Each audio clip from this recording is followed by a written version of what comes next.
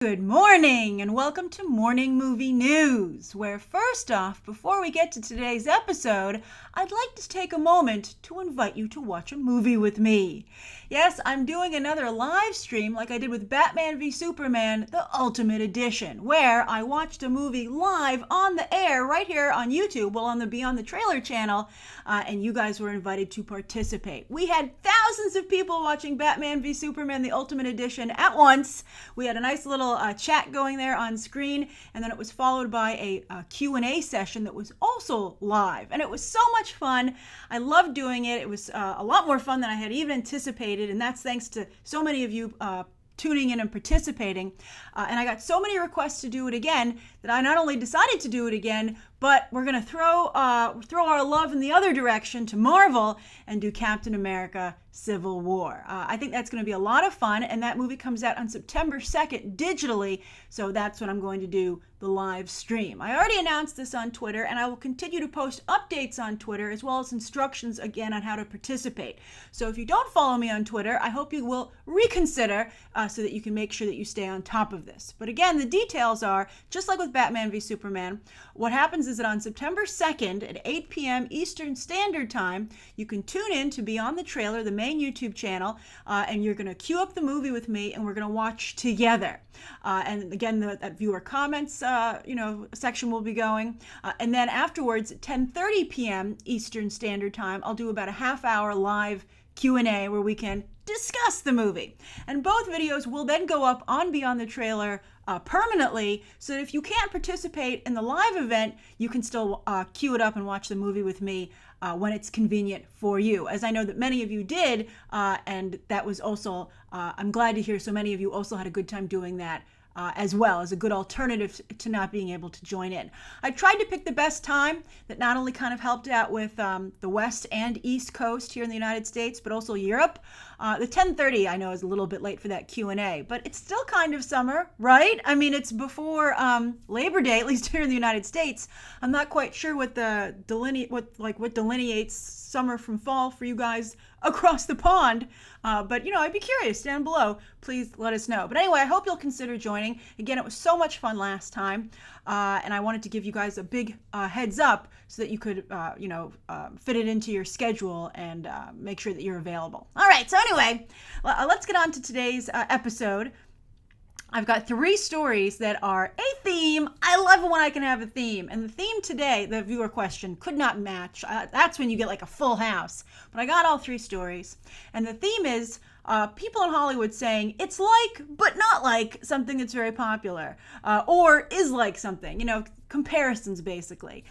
Basically when you have someone in Hollywood trying to sell something, saying if you like this, you'll like my thing, or ride something's coattails, or avoid something. And I just think it's funny to see these big names or people associated with big projects referencing to some degree the competition in ways that in some circumstances maybe I wouldn't have done. But anyway, let's get started.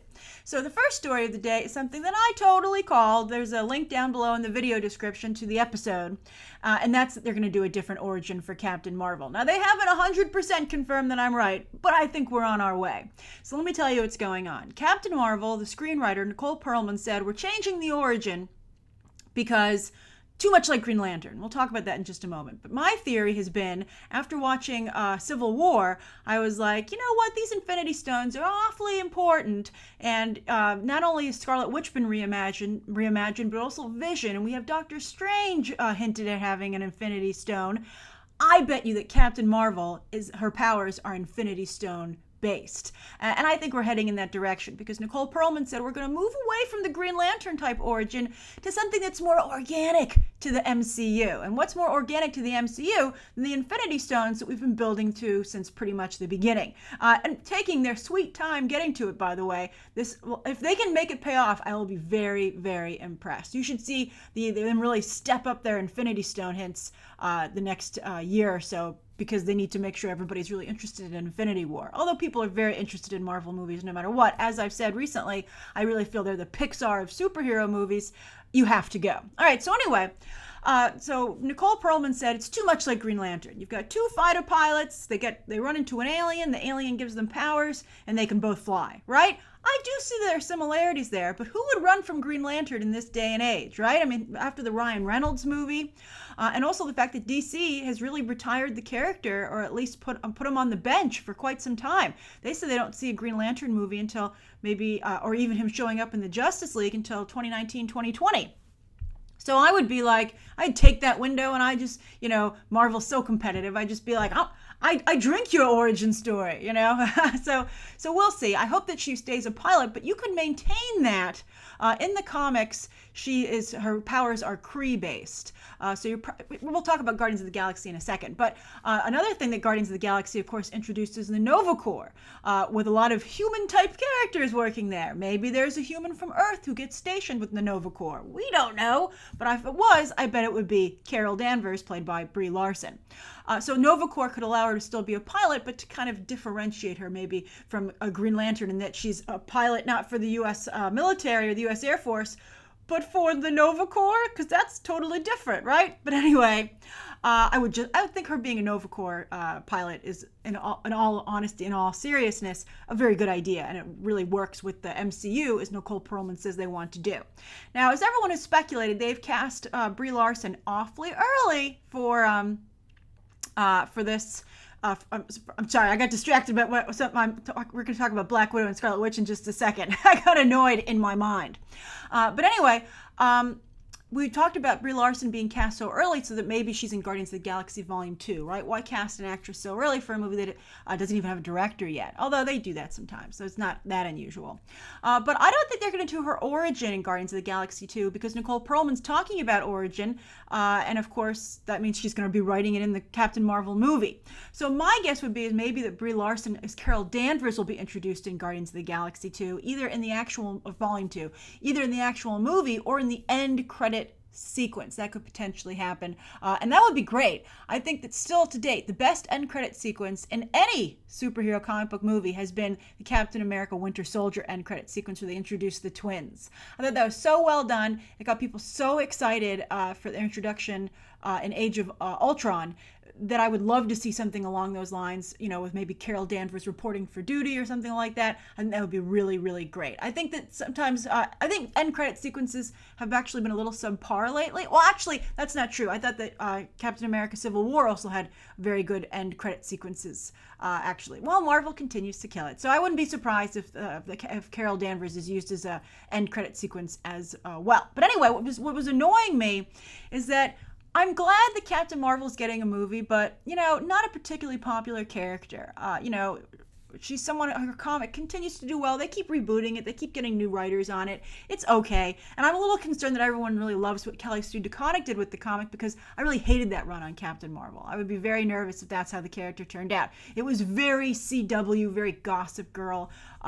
It's not really what you would want to see in a film that's supposed to appeal to a mass audience that, to be honest, needs to be 50% male at least, because it's unusual to get so many women to turn out for a comic book movie.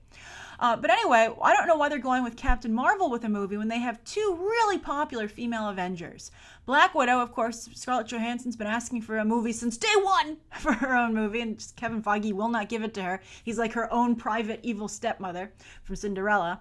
And then Scarlet Witch has also become incredibly popular ever since her introduction. And Elizabeth Olsen does a nice job with that character, and she's just also super powerful. And also, after the discussion in Civil War between Vision and Scarlet Witch with their powers both stemming from the same Infinity Stone, I don't see why you couldn't have a Vision Scarlet Witch movie where they go on some kind of quest to learn more about their power set and the stone that is both responsible for, Vision existing and Scarlet Witch's transformation.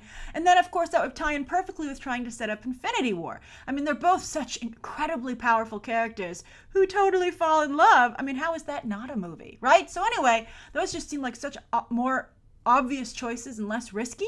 And especially because Carol Danvers originally has nothing to do with the Infinity Stones, I'm just not quite sure why they've decided to go this route. But we shall see. We shall see. All right, so don't question Kevin Feige. He has been not wrong once yet. All right, so anyway, that's number one. The second story of the day is that James Wan was going around late last week saying, Aquaman's a lot like Wolverine, which I thought was hilarious. First of all, I thought Wolverine the character, would be highly offended by that comparison. Probably because he had to go through a lot of torture and personal torment to become Weapon X, against his will, no less. Whereas Aquaman is kind of like, James Wan said he's a reluctant king, which to me screams more Thor, quite frankly. But he certainly has not suffered at the same level. I mean, Wolverine's a lot more than a motorcycle, mutton chops, and tight jeans and a wife beater, right? I mean, there's a lot more to the character that defines him. Wolverine is not just his fashion sense. But James Wan, insists that this is true, and I think also though that while Wolverine, and also ironically, I have in my notes, Wolverine cannot go into the water because he would sink with the adamantium on his bones. So I guess Aquaman can make this claim because Wolverine can't really fight him once he retreats into the ocean. But anyway, I don't think Hugh Jackman would be offended about this because Hugh Jackman is like a really nice guy, and also he's almost done with Wolverine. He's like, whatever, that's the next guy's fight. In terms of not so much a fight, but like, don't co-opt my character, man. That's my thing. Wolverine movies have enough trouble on their own. The solo movies, they don't need Aquaman comparisons to potentially bring them down or to dilute them. But anyway, I think that with that in mind, the Comic-Con reel does start to make a little bit more sense because you can see in the styling of Jason Momoa as Aquaman that he does, I wonder who the ownership for that character belongs to. Who really came up with that idea? Is that James Wan? It doesn't really seem James Wan-like to me. I think it's more probably Zack Snyder and Jason Momoa. And then they were like, this is the gig, James Wan, do you want it? And he's like, I'll try it. James Wan must like a challenge. But I think he's up to it. I have tremendous respect for James Wan. I think he is a brilliant filmmaker and a very savvy businessman.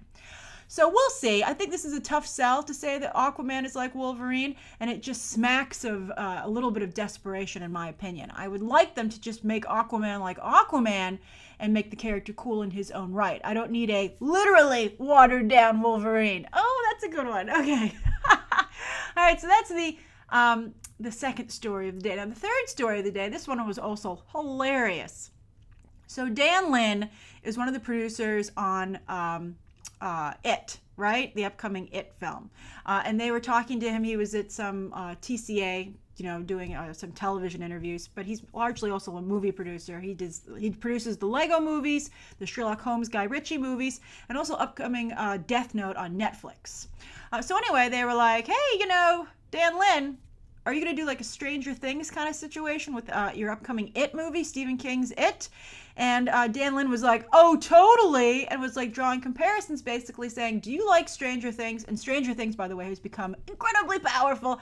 Although I have to say, Netflix, I wish they would get more PR mileage out of that. I think that Stranger Things is like this awesome thing that everybody's watching, but that no one's talking about, which is weird and unfortunate, but because everyone should. And if you haven't watched Stranger Things, do yourself a favor and watch it. But anyway, Dan Lin's like, oh yeah, it's totally going to be like that. But to me, that just makes me wish that the Duffer Brothers were helming the It remake instead of Mama's Andrew Muschietti, who does not scream to me 80s homage. But Dan Lin promises that it will be an 80s homage. And he also said that he likes what Bill Skarsgård has brought to the character of Pennywise, because he says Heath Ledger's Joker was one type of clown, then Tim Curry's original Pennywise was another type of clown, and Bill Skarsgård came in and wowed us in his audition because he came up with something totally different. So to Dan Lin's credit, he is like, it's like Stranger Things, but totally different. It's very unique in Bill Skarsgård's impression. But I would say, I think it's going to be different because it's a Swedish clown. I mean, I think that could be really interesting, and I'd be curious because Bill Skarsgård, of course, is of the Skarsgård family, Stellan Skarsgård, Alexander Skarsgård, and now Bill Skarsgård. That's pretty neat. But I would be interested to see a Swedish interpretation of a clown. We'll see. It could be pretty funny, a little Swedish chef-like. But I'm curious, do you really think that Stephen King's It could be as good as Stranger Things? And do you think the comparison makes you more excited for Dan Lin and Andrew Muschietti's It? Or are you like, man, I wish the Duffer Brothers were helming it, and, can it really compete with Stranger Things? Stranger Things is so good, I wouldn't compare my project to it. And in fact, I would almost feel bad that both were coming out so close together because everyone's just going to say, yeah, it was good. And maybe they'll say, but Bill Skarsgård was good, but it was no Stranger Things. All right, so let's get on to the viewer question. Those are the three stories of the day. And now this viewer question comes from Gwen D. And I like this. Gwen D says, hi, Grace. Please pick my question. Lots of cute emojis. Are reshoots a good or bad decision for a movie? World War Z had reshoots, and the movie did incredibly well, in my opinion. However, in Suicide Squad and Fantastic Four, they had reshoots as well, and that hindered both films, in many ways. Good vocab, Gwen.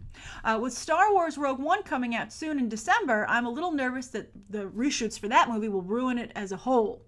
Why are reshoots the best option? Well, Gwen, I think it really depends on the circumstances under which you are doing the reshoots.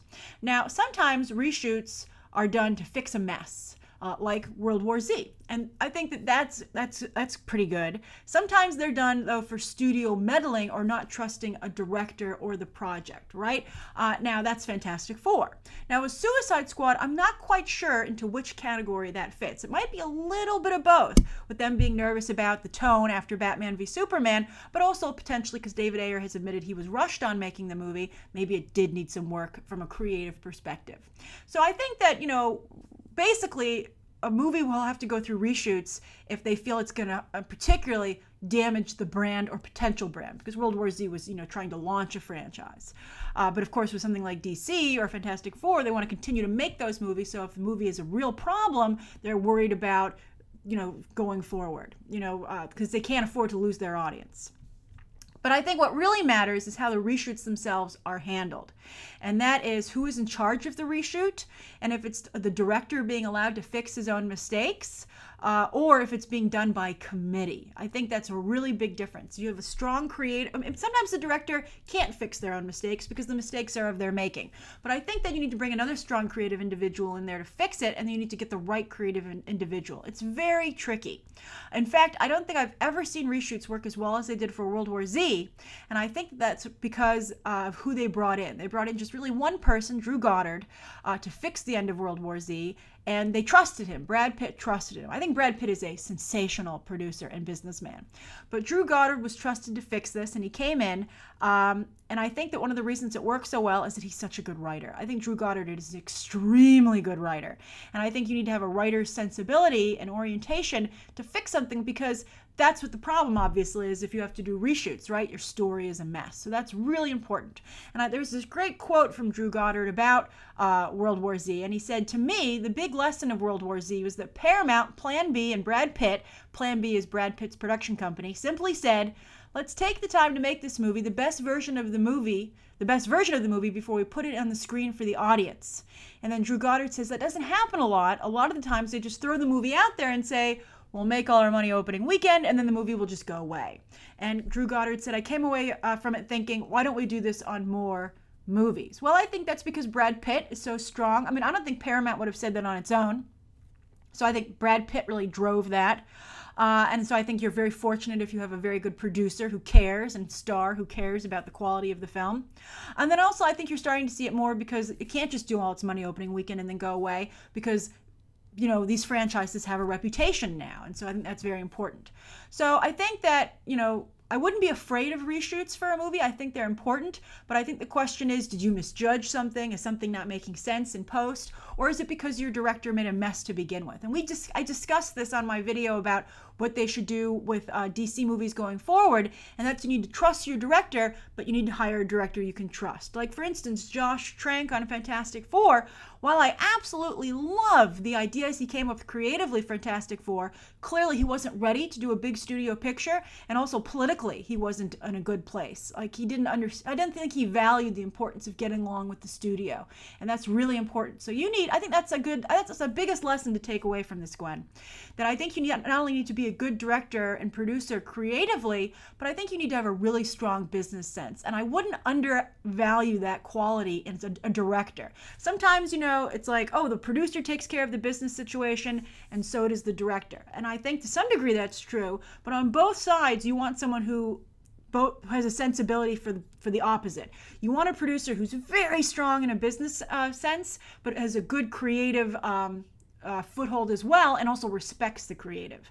And you want a very strong creative director, but you want someone who also has a foothold in business and respects the business demands of the movie. That's really the best way that I can put it. And once again, don't ever forget that Hollywood is a business, bottom line. They are selling something, and it is important and integral to the future of the franchise and the studio itself, and for the shareholders that the studio has to report to, that people buy that product. So anyway, that's today's morning movie news. Thank you so much for tuning in. Please write down below think of today's top 3 stories and that viewer question, your own theories on reshoots, and anything you'd like to see covered tomorrow, and any questions that you might have. Thanks for watching. Bye.